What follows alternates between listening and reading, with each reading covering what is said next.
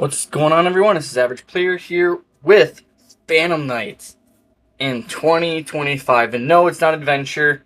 No, it's not Fiend Smith. So what the hell is it? Well, the other build is Horus. And, yeah. So this is kind of like an old school build with it. We're just going to get straight into it. Phantom Knight cards, 3 Torn Scales, 3 Boots, 2 Cloak, 1 Stained Greaves, 3 Fog Blade, and 1 Shade. You know, normal Phantom Knight combo. They're normal Phantom Knight cards, you know. Whenever you play a deck, you could play Ragged Gloves, I guess.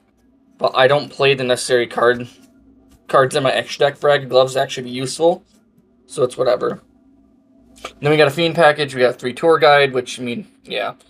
Sangan, Seer, and Graph. I'm trying to tell if Seer is actually getting this covered by the light or not. So, yeah. I mean, if you're used to the Phantom Knight stuff, in the combos, Tour Guide, summon Sangan. Sangan searches you any hand trap, which I'll show you more about that later on. Next is the Horus cards, which I did say is in here. 3 Mseti, whatever the hell his name is. Dwamatef, Happy, 3 King Sark. Basically standard for... See what happens. If I turn the light off, it just doesn't look good. But then I turn the light off, turn the light on, there's glare, but whatever. Standard Horus stuff. I mean, some people say that they cut out, like, any one of these 3. The Happy, the Dwamatef, and the... whatever the hell his name is. But I personally don't like it. Because... you can obviously make Photon Lord a lot easier. Because obviously you're going to Photon Lord with 2 of them anyway. And then you can Zombie Vampire with the other 2. And then Zombie Vampire is just going to be used as link material anyway. But next to the hand traps, which doesn't really matter. 3 Ash, 3 Droll, 1 Effect Veiler, 3 Imperm, 1 Called By, 1 Cross Out. And I will explain this. So Ash is like your mandatory 3 of, Imperm is mandatory 3 of, Droll's mandatory 3 of, and Effect Veiler. I mean, you can just search it. Basically, if you have a combination of any one of these 3 monsters right here, between Ash, Droll, and Effect Veiler, if you have any combination of the 2 of the 3, you can just search the last one. That's basically it. If you want to be more precise with it, you could play like 3 Effect Veilers, so you can search Droll.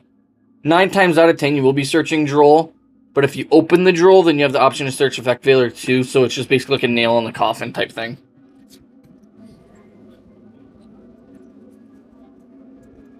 And then Rhoda and Triple Tack.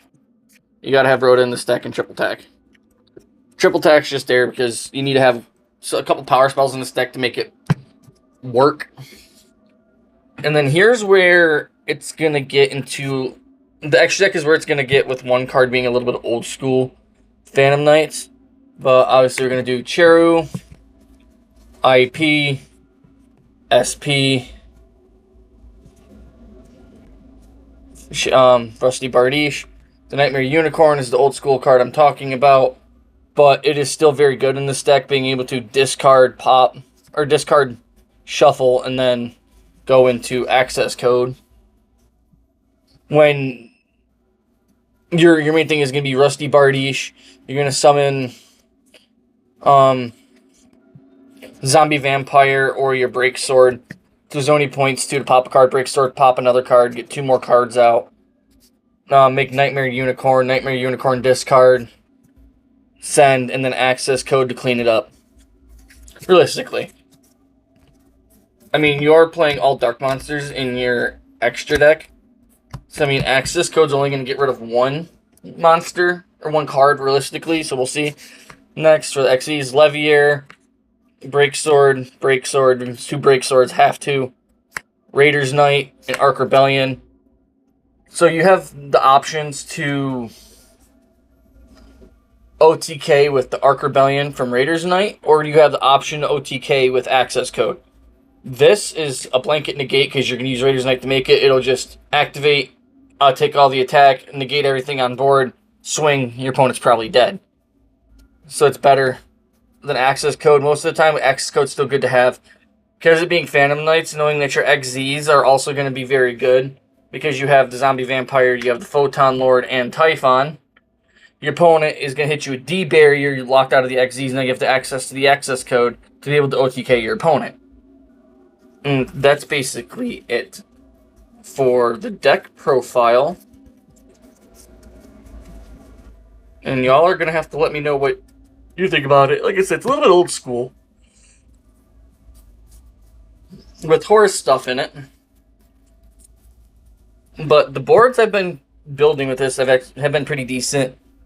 An SP on board with an IP being on board, plus another monster to be able to go into Nightmare Unicorn on your opponent's turn. So you have a Banish, you have a Nightmare Unicorn, and you have 3 Fog Blades, plus Photon Lord.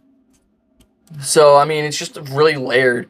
And it's interruption because you got a Banish, you got a Shuffle Back, and you got 3 Fog Blades, Photon Lord, and if you started off with Tour Guide, then you got whatever hand trap you have, probably Droll. Your opponent's probably going to lose the game after that, because, you know, at that point, you just make access code swing.